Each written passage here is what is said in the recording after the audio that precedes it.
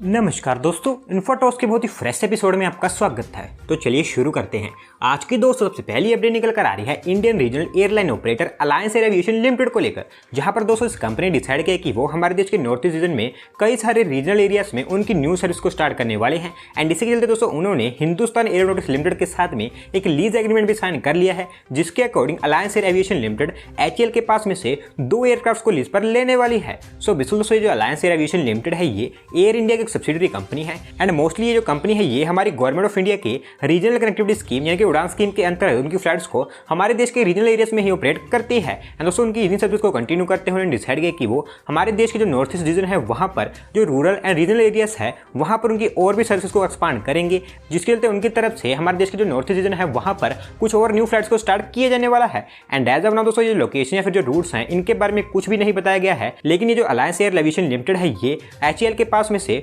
Dornier 228 जो कि एक मल्टी रोल एयरक्राफ्ट है उसके 2 एयरक्राफ्ट को प्रोक्योर करने वाली है, जिनको हमारे देश के नॉर्थ ईस्ट रीजन के जो रूरल एरियाज है वहां पर ऑपरेट किया जाएगा। अगली दोस्तों अपडेट निकल कर आ रही है इंडियन रिन्यूएबल एनर्जी सेक्टर को लेकर, जहां पर तो हमारे देश में जो ग्रीन एनर्जी प्रोडक्ट्स हैं उनको एक बूस्ट प्रोवाइड करवाने के लिए हमारी सेंट्रल गवर्नमेंट डिसाइड किया कि वो उनके ग्रीन एनर्जी कॉरिडोर प्लान का एक कोर फेज स्टार्ट करने वाले हैं। एंड दोस्तों इसी के चलते हमारी सेंट्रल गवर्नमेंट की तरफ से जल्दी ही 44 न्यू पावर ट्रांसमिशन प्रोजेक्ट्स को ऑफर किए जाने वाला है। सो बिल्कुल दोस्तों जैसे कि आप जानते हैं कि हमारी सेंट्रल गवर्नमेंट के द्वारा 2022 तक इंडिया में 175 गीगावाट की रिन्यूएबल एनर्जी का टारगेट रखा गया है, जो कि दोस्तों एक काफी बड़ा टारगेट है। एंड इसी रिन्यूएबल एनर्जी प्रोजेक्ट को एक ग्रेड पुश देने के लिए हमारी सेंट्रल गवर्नमेंट की तरफ से इन ग्रीन एनर्जी कॉरिडोर प्लान को अनाउंस किया गया है, जिसके अंतर्गत हमारी government of India own power company power grid corporation of India यानी कि PGCIL हमारे देश में जो ट्रांसमिशन लाइन प्रोजेक्ट्स हैं उनको हमारे देश में जो प्राइवेट कंपनीज है उनको ऑफर करती है। एंड दोस्तों उसके बाद में कॉम्पिटिटिव बिडिंग के थ्रू ये जो ट्रांसमिशन प्रोजेक्ट्स हैं इनको हमारे देश में जो प्राइवेट कंपनीज हैं उनको ऑपरेट करने के लिए दिया जाता है। एंड क्योंकि दोस्तों ये जो 175 गीगावाट का प्रोजेक्ट काफी दूर है, तो इसी के चलते हमारी सेंट्रल गवर्नमेंट डिसाइड किया कि वो इसको एक पुश देने के लिए 44 न्यू ट्रांसमिशन लाइन प्रोजेक्ट्स पर काम करने वाले हैं, जिनकी टोटल वैल्यू 41,369 करोड़ रुपीस की है। एंड दोस्तों इसके थ्रू हमारी जो सेंट्रल गवर्नमेंट है वो 38 गीगावाट तक की रिन्यूएबल एनर्जी को और भी ऐड करने वाली है।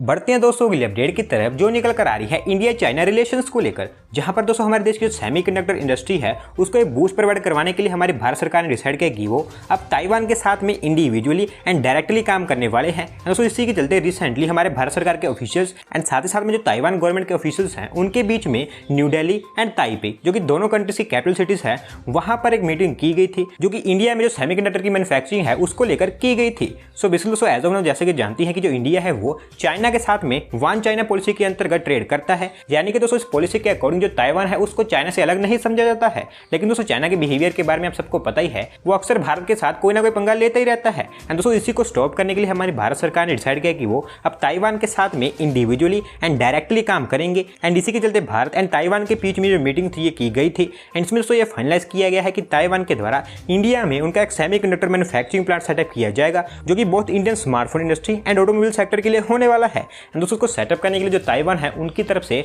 $7.5 बिलियन की मेगा इन्वेस्टमेंट की जाएगी, यानी कि जो सेमीकंडक्टर मैन्युफैक्चरिंग प्लांट होगा ये $7.5 बिलियन का एक मेजर प्लांट होने वाला है। एंड दोस्तों इसको सेटअप करने के लिए हमारी जो भारत सरकार है उनकी तरफ से भी ये कह दिया गया है कि वो ताइवान को हर तरह का सपोर्ट प्रोवाइड करवाएंगे। और दोस्तों आपको ये भी पता है कि करंटली इंडिया में जो सेमीकंडक्टर मैन्युफैक्चरिंग है वो काफी बड़ी प्रॉब्लम बन चुकी है। एंड अगर ये $7.5 बिलियन का मेगा सेमीकंडक्टर प्लांट इंडिया में आ जाता है तो इसके चलते इंडिया में जो स्मार्टफोन इंडस्ट्री एंड साथ साथ में जो ऑटोमोबाइल इंडस्ट्री है वहां पर जो चिप की शॉर्टेज है वो बिल्कुल ही खत्म होती हुई दिखाई देने वाली है। तो दोस्तों देखते हैं कब तक सेमीकंडक्टर मैन्युफैक्चरिंग प्लांट को इंडिया में सेटअप किया जाता है। अगली दोस्तों अपडेट निकल कर आ रही है Kolkata based integrated TMT bar manufacturing company Shyam Steel Industries Limited को लेकर, जहां पर दोस्तों इंडिया में इनका जो स्टील बिजनेस है इसको एक्सपेंड करने के लिए इस कंपनी डिसाइड किया कि वो आने वाले नेक्स्ट 2 ईयर्स के अंदर अंदर इंडिया में 250 करोड़ रुपीज की इन्वेस्टमेंट करने वाले हैं। एंड दोस्तों इस इन्वेस्टमेंट के थ्रू जो कंपनी है इंडिया में उनकी जो मैन्युफैक्चरिंग कैपेसिटी है उसको 50 से 60% तक और भी इंक्रीज करने वाली है। सो बिल्कुल दोस्तों एज ऑफ नाउ ये जो कंपनी है इनके पास में इंडिया में उनकी 5 मैन्युफैक्चरिंग यूनिट्स हैं, जो कि सभी के सभी वेस्ट बंगाल स्टेट में है। एंड दोस्तों इन सभी यूनिट्स की जो टोटल कैपेसिटी है वो 1 million tons of crude steel and साथ साथ में 6 लाख टन्स ऑफ TMT बार की है, जो कि एनुअली है। एंड दोस्तों कंपनी के अकॉर्डिंग इनकी जो मैन्युफैक्चरिंग यूनिट्स है वो उनकी 85% से ज्यादा की कैपेसिटीज पर काम कर रहे हैं, लेकिन इनके प्रोडक्ट्स की डिमांड इतनी तेजी से बढ़ती चली जा रही है कि इनकी जो मैन्युफैक्चरिंग कैपेसिटी है वो उनको हैंडल नहीं कर पा रही है। एंड दोस्तों इसी को देखते हुए डिसाइड किया कि वो 250 करोड़ रुपीज की इन्वेस्टमेंट के साथ में उनकी जो मैन्युफैक्चरिंग कैपेसिटी है उनको 50 से 60% तक और भी इंक्रीज कर देंगे। एंड दोस्तों इनकी इन्वेस्टमेंट के अकॉर्डिंग इनके जो मैन्युफैक्चरिंग प्लांट्स होने वाले हैं उनमें से हर एक प्लांट को एक्सपांड किया जाएगा। एंड ये जो पूरा का पूरा एक्सपांशन प्लान है इसको अगले 2 साल के अंदर कंप्लीट कर दिया जाएगा। एंड इसी के साथ साथ में दोस्तों कंपनी के द्वारा ये भी अनाउंस किया गया है कि वो जल्दी ही हमारे देश के ईस्टर्न रीजन में उनका एक न्यू ग्रीनफील्ड मैन्युफैक्चरिंग प्लांट भी सेटअप करने वाले हैं। अगली दोस्तों अपडेट निकल कर आ रही है यूपी स्टेट में सेटअप किए जाने वाले मेडिकल डिवाइसेस पार्क को लेकर, जहां पर दोस्तों हमारी सेंट्रल गवर्नमेंट द्वारा Yamuna expressway industrial development authority यानी कि येडा का जो मेडिकल डिवाइसेस पार्क का प्लान है उसको अप्रूव कर दिया गया है। एंड नाउ दोस्तों इस अप्रूवल के अकॉर्डिंग जल्दी ही हमें येडा के सेक्टर 28 में एक new mega medical device park setup होता हुआ देखने को मिलने वाला है। सो बेसिकली दोस्तों रफ एस्टिमेट के अकॉर्डिंग इंडिया में जो medical devices, surgical supplies and other medical equipments की टोटल डिमांड है उसमें से अराउंड 70% डिमांड को इंपोर्ट के जरिए पूरा किया जाता है। एंड दोस्तों की मैन्युफैक्चरिंग को इंडिया में बूस्ट प्रोवाइड करवाने के लिए हमारी सेंट्रल गवर्नमेंट की तरफ से ये डिसाइड किया गया था कि हमारे देश में कई सारे मेडिकल डिवाइसेस पार्क को सेटअप किया जाएगा। एंड इसके अलावा हमारे सेंट्रल गवर्नमेंट की तरफ से इनके लिए एक PLI स्कीम को भी अनाउंस किया गया था। और वहीं दोस्तों इन मेडिकल डिवाइसेस पार्क को सेटअप करने के लिए हमारे देश में टोटल 16 इंडियन स्टेट्स के द्वारा हमारी सेंट्रल गवर्नमेंट को प्रपोजल सबमिट किए गए थे, जिसमें हमारी सेंट्रल गवर्नमेंट के द्वारा Himachal Pradesh, UP, MP and Tamil Nadu इन चारों स्टेट्स के लिए मेडिकल डिवाइसेस पार्क को अप्रूव कर दिया गया है। और वहीं दोस्तों बात करें येडा के मेडिकल पार्क की, तो ये जो मेडिकल पार्क है ये अराउंड 350 एकर्स के एरिया में फैला होगा, जिसके थ्रू येडा को बिलीव है कि वो 15,000 करोड़ रुपीज तक की इन्वेस्टमेंट को अट्रैक्ट करने वाले हैं। एंड नाउ दोस्तों अप्रूवल मिलने के बाद में येडा के द्वारा जल्दी ही इसका जो फेज 1 है उसका डेवलपमेंट वर्क स्टार्ट कर दिया जाएगा, जिसके अंतर्गत अराउंड इस 350 एकर्स में से 90 एकर्स को डेवलप किए जाने वाला है। अगली दोस्तों अपडेट निकल कर आ रही है हमारी union road transport and highways ministry की तरफ से, जहां पर दोस्तों महाराष्ट्र स्टेट के जो कराड़ रीजन है वहां पर रोड ट्रांसपोर्टेशन सेक्टर को और भी बेहतर बनाने एंड साथ में इस रीजन के सोशियो इकोनॉमिक ग्रोथ के लिए हमारी union ministry of road transport and highways ने डिसाइड किया कि वो यहाँ पर कई सारे नेशनल हाईवे प्रोजेक्ट्स पर काम करने वाले हैं। एंड इसी के चलते हमारे union road transport and highways minister mister Nitin Gadkari के द्वारा यहाँ पर कई सारे नेशनल हाईवे प्रोजेक्ट्स का फाउंडेशन स्टोन भी रख दिया गया है, जिनकी टोटल लेंथ 400 किलोमीटर की है। सो बेसिकली दोस्तों जो प्रोजेक्ट्स है ये महाराष्ट्र स्टेट के सांगली, सतारा, कोल्हापुर इन सभी डिस्ट्रिक्ट से रिलेटेड हैं, जिनकी टोटल वैल्यू 5,971 करोड़ रुपीस की है।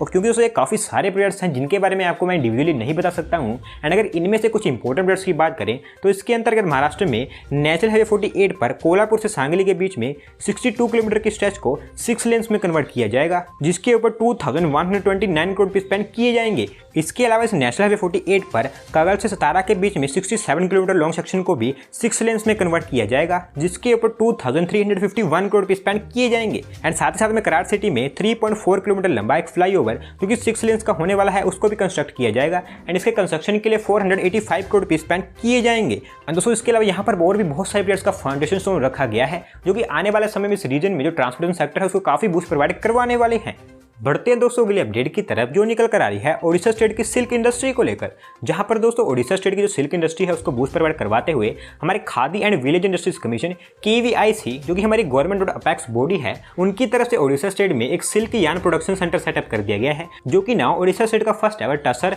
सिल्क यार्न प्रोडक्शन सेंटर बन चुका है। सो बेसिकली दोस्तों ओडिशा की जो सिल्क इंडस्ट्री है वो उनके बेहतरीन काम के लिए जानी जाती है, but as of now Odisha state में जो सिल्क वेबर्स हैं उनको सिल्क यार्न के लिए वेस्ट बंगाल, झारखंड एंड कर्नाटका यहाँ की इंडस्ट्रीज पर डिपेंड रहना पड़ता है, जिसके चलते दोस्तों ओडिशा स्टेट की जो सिल्क इंडस्ट्री के प्रोडक्ट्स हैं उनकी प्राइस इंक्रीज हो जाती है। एंड दोस्तों इसी प्रॉब्लम को खत्म करने के लिए khadi and village industries commission के द्वारा ओडिशा स्टेट में first ever tussar silk yarn production centre setup कर दिया गया है, जिसको ओडिशा के कटक डिस्ट्रिक्ट के चौधार एरिया में सेटअप किया गया है। एंड दोस्तों इसको सेटअप करने के लिए KVIC के द्वारा यहाँ पर 75 लाख रुपए स्पेंड किए गए हैं। एंड वहीं बात करें इसकी प्रोडक्शन कैपेसिटी की, तो इसकी production capacity 200 kg of silk yarn annually है, यानी कि ये एनुअली 94 लाख रुपीस का सिल्क यार्न प्रोड्यूस कर सकता है। तो दोस्तों आने वाले समय में ये जो सिल्क यार्न प्रोडक्शन सेंटर है वो ओडिशा स्टेट की जो सिल्क इंडस्ट्री है उसको एक काफी अच्छा बूस्ट प्रोवाइड करवाने वाला है।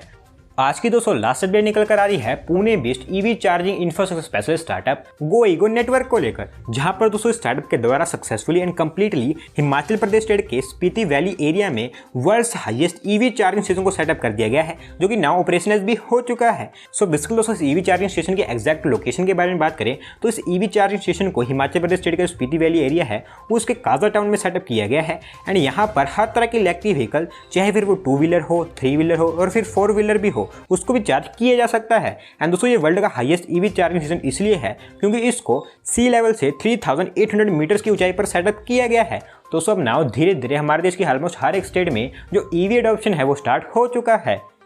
तो दोस्तों आज की वीडियो में बस इतना ही। अगर आप अपनी तरफ से कोई अपडेट सबमिट करना चाहते हैं तो डिस्क्रिप्शन में दिए गए लिंक पर क्लिक करके सबमिट कर सकते हैं। और अगर आज की वीडियो पसंद आई हो तो वीडियो को लाइक करें, चैनल को सब्सक्राइब करें। धन्यवाद आपका वीडियो को देखने के लिए।